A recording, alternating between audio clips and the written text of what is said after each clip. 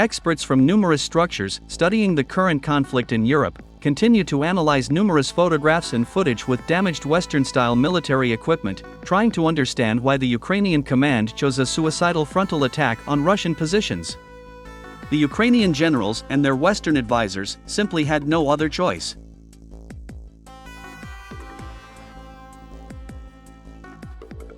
More than 15 days after the start of the counteroffensive of the Ukrainian army, experts finally found out why the long-awaited offensive of the Ukrainian forces and their Western supporters turned out to be a disastrous failure.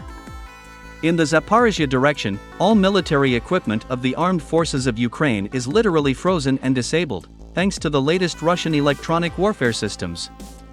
It is the attacks of these latest Russian systems that deprive the armed forces of Ukraine of the ability to hear and see anything.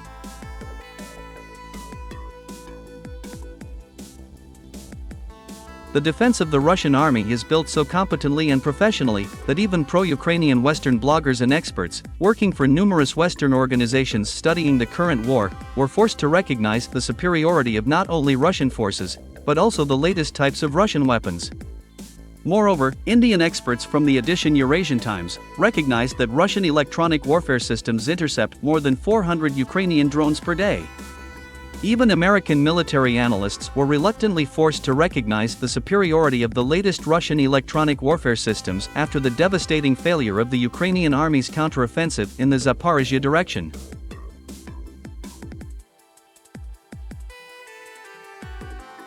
Russian electronic warfare systems operate on the principle of air defense, attacking the enemy according to the Echeloned defense system.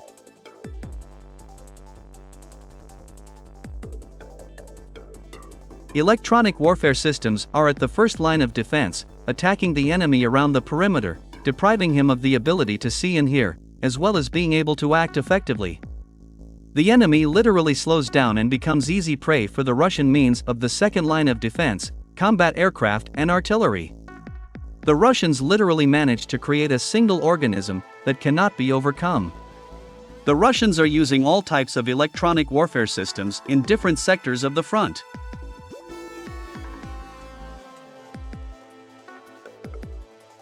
With the help of the world's most powerful electronic warfare system, BORZZIKMAN, the Russian army burns all the electronics of Ukrainian intelligence means, and also deprives the eyes of US AWACS aircraft, which transferred valuable intelligence data to the Ukrainian side. The Ukrainian army also lost the opportunity to regularly receive valuable data from American satellites, which are so important during the counteroffensive. The armed forces of Ukraine is obliged to these unpleasant surprises, also to the latest Russian electronic warfare system, Krasuka-4, which has become a real pain in the ass for American satellites, suppressing the communication of NATO forces at a distance of up to 400 kilometers. At the same time, the number of the latest Russian electronic warfare systems is only increasing in Ukraine.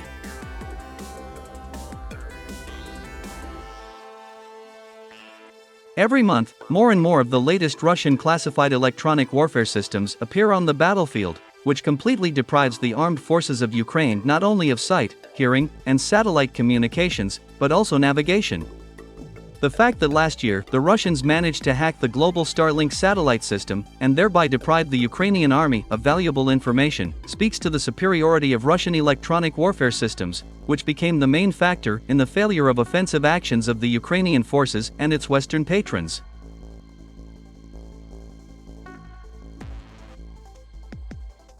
At the moment, experts pay special attention to the latest, and one might say, the most classified Russian electronic warfare system, TORN-MDM.